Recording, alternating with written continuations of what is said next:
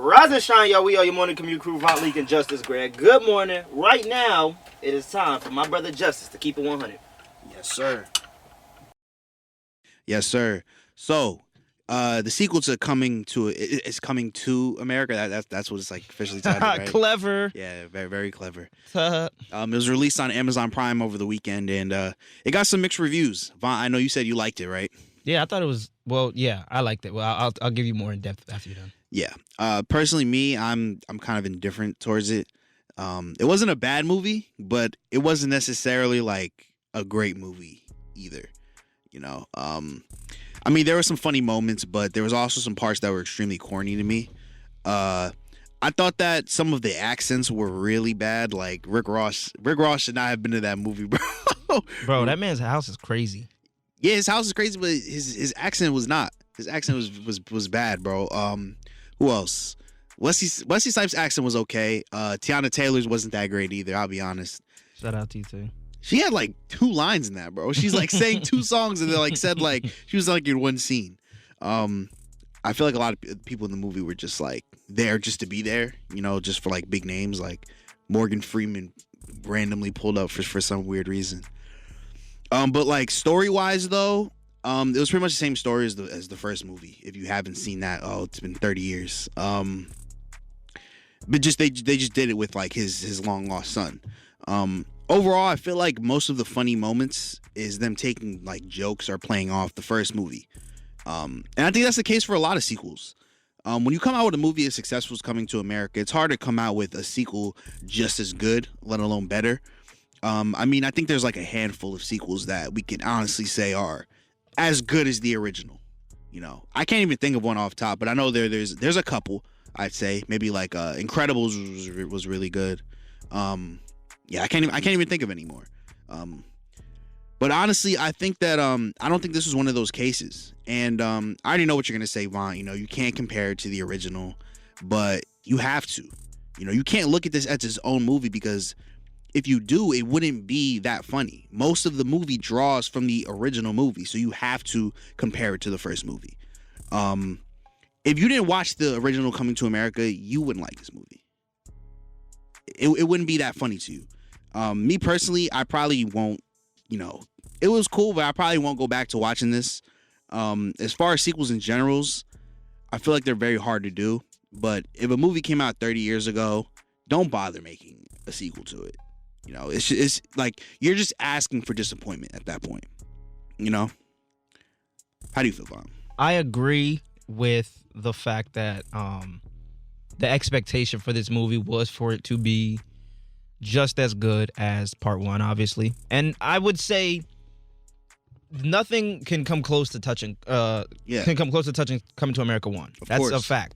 And a lot of the things in Coming to America America were like spin-off jokes of the first one. You know, there was a lot of, and they made sure they hit like a lot of the different moments. You know, they brought back out Sexual Chocolate. They by the way, when he did Randy Watson in the second one, he sounds so much like Respucia from Norbit. But I don't know. A lot of people were just saying it was trash because they were trying to compare it to the first one, and it was not the first one. I think another bad thing about it was the fact that because this was 32 years later, people were expecting it. You don't think of a sequel 32 years later, so people thought it was like a remake, and that's not what it was supposed to be. Minus the woman that played his mom in the original movie, who God rest her soul. They brought back everybody that it was in the original movie, except Wesley Snipes wasn't Izzy in the first one, right? Mm-mm. Yeah, so I enjoyed that. Wesley Snipes was funny. Yeah, they was. I think it was all funny. There was a lot of like when he would like a lot of the dances that he was doing when they kept bringing him into the thing was hilarious. But I don't know. The movie I've heard mixed reviews because people are just expecting it to be something that it wasn't. And I think that's how the lens we have to look at it at. Like, it's not what the original was. I personally, I hadn't watched the full first Coming to America until this weekend. Like, I've definitely seen bits and pieces. And it's funny, right? Yeah, no, it was hilarious. Yeah, and it's weird because I read somewhere it was like this romantic comedy. I was like, what? But in a sense, that's really what it is. Yeah.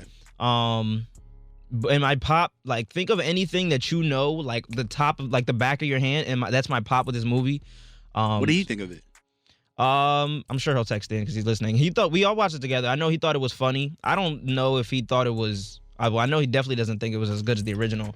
All right, no one is gonna say it's as good as the original. Matter of fact, I just think that as far as like the comedy wise, I feel like it was so much drawing to the original, where kind of like the comedy was in this movie was like 30 years old. I didn't think that.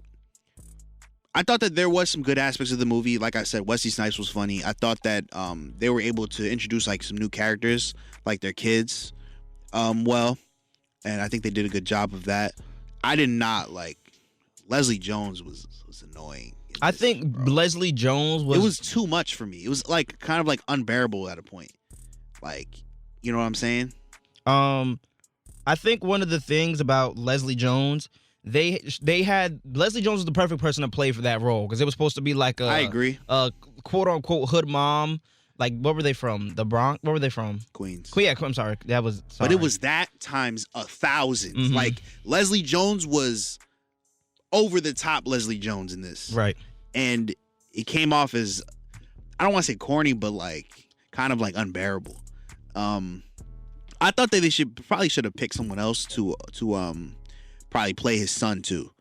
He wasn't a bad actor. They said that there was going to be Michael B. Jordan, but they didn't want the film to be about Michael B. Jordan because then it would have took away attention from everything else. I get it. He didn't do a bad. The kid didn't do a bad job, I want to say, but I don't think he did a great job either. I don't think like he had a standout performance or anything like that. I don't know, bro. I feel like if you didn't watch the original, you're not gonna think this is funny. If you just watch this movie as what it is, you're not gonna go back to it or think it's funny. Pop. Yo. Good morning, Father. How are you? Good morning. I'm good. How are you? What's good, Justice? What's good? We got the biggest Coming to America fan on the line. So, yeah, we wanted to hear your take. My take was it was pretty good. I wasn't looking for it. A lot of people. I think one of the reasons he made the movie is, you know, it wasn't for the fact that he wanted everybody to have the same feeling as they did the first one. I think he just wanted to, you know, bring the story back. You'll never get the same feeling that you did with the first one because the first one was too much of a classic. But for what it was, you know, he employed a lot of black people. Mm-hmm. He brought back mostly everybody except for his wife's sister Patrice, and then the boyfriend Daryl, and then you know the mom died, Aeolion. But everybody else he brought back. He employed a lot of black people, and you know, it was pretty decent.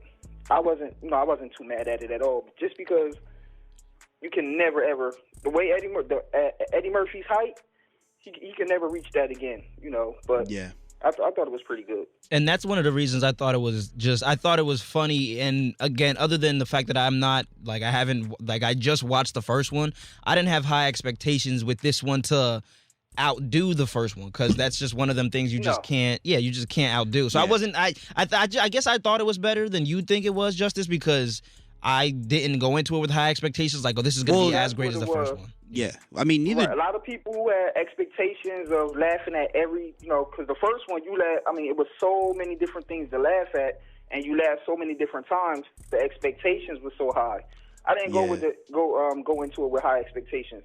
First off, it's my favorite movie of all. I know every single line from that movie from beginning to end. So I was just looking really, you know, just to see where the storyline was going to go. And I was, you know, I was thoroughly happy that he employed a lot of different people. On Justice take about the, one of y'all just said, I'm not even sure which one of y'all said it, but no, what Wesley Snipes did was the original guy, his name was General Z. He's the son of General Z. So in the original one, the guy offered his daughter, and that's who Akeem was supposed to marry. So that's supposed to be the brother now. That's who Wesley Snipes is. He's her brother. So the father wasn't on it either. I'm assuming he passed away also, but that's who Wesley Snipes' character is supposed to be. Oh. Yeah, he was definitely funny. I think he was one of the more funny characters in this one. Yeah, but no, the storyline, like I said, it was pretty good for, you know, what today is. Yeah, for what it was. Right. But it could never be, you know, what it was before. And I think a lot of older people, I think just because nostalgic reasons, they was looking for that same thing. And, you know, you can't look for that because it'll never be that. But like I said, for what it's worth, I liked it. It was good. Now, to both of y'all, so Eddie Murphy said that he may do Coming to America 3 in 15 years, or I think whenever he turns 75. Stop. How do y'all feel about that? I think he just saying that to say it. You Yeah. know, hopefully he's around in that time. Just for I don't wish death upon nobody, but he won't do another one because they wasn't even going to do this one for years and years. People was asking for it, and him and Arsenio made a pact that they never was going to do it. Why he changed his mind, I have no idea, but he's not going to do another one. I mean, look, it was a good moment, and I didn't go into it with high expectations either. I kind of knew it was going to be what it was, but it was okay. I will say this though, I don't want to sound mean, but like the people in the barbershop, how are they still alive? Yeah, like I know it's a movie. I've been but, saying like, that. How are they? Everybody was thinking the same thing, but you know what? Their characters.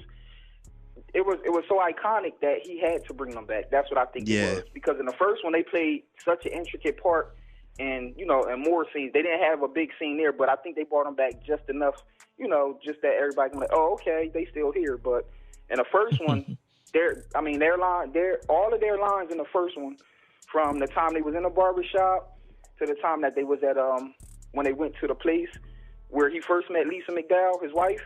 It was so iconic. He had he had to bring them back. Especially the other guy was still alive because Eddie Murphy and Arsenio played the other guys, but the other guy was still alive, so he had to put them in there some way. So Hey, it's I know they Kunta were old, Kinte. but he had to. Yeah. Something else that Arsenio and Eddie Murphy had said too was that when they made the first one, they had to put Louis Anderson, who was the cashier guy at McDowell's, in the film because they had to put one white person in because there was not too many black people, but they were like, we need one white person because there's an all black cast. But I bet you they ain't say that about the all white movies though. It's never like that. It's never like that. All right, just wanted to throw you on the line. I know you are Coming to America extraordinaire. I know every single line in that movie, front to back, left to right. Matter of fact, my wife don't even watch the movie with me. She said, because I won't watch you, just narrate the whole darn movie. Yep. That's a fact. But, all right, Pop. I'll talk to you soon. Peace. All right, y'all have a good morning. Thank Yeah, you too.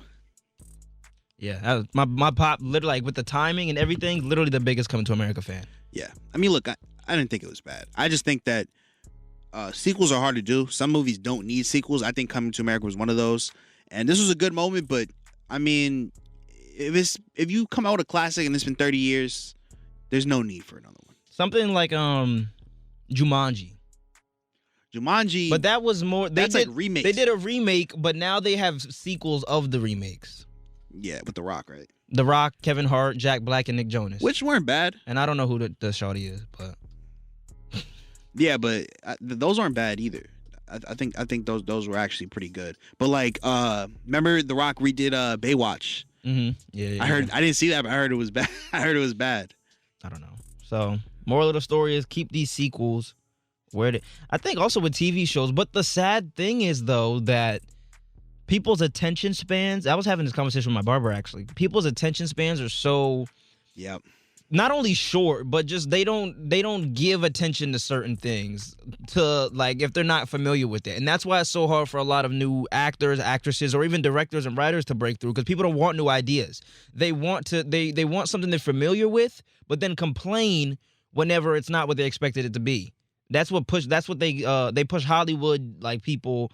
My people in the industry. No, I'm kidding. No, say it. Nah, your industry. No, that's your people's. To create like these reboots and stuff. Like Rugrats is coming back out. It's gonna be a CGI on Paramount Plus. Oh, yeah, your inside sources told you that. Google, yeah. I saw that too.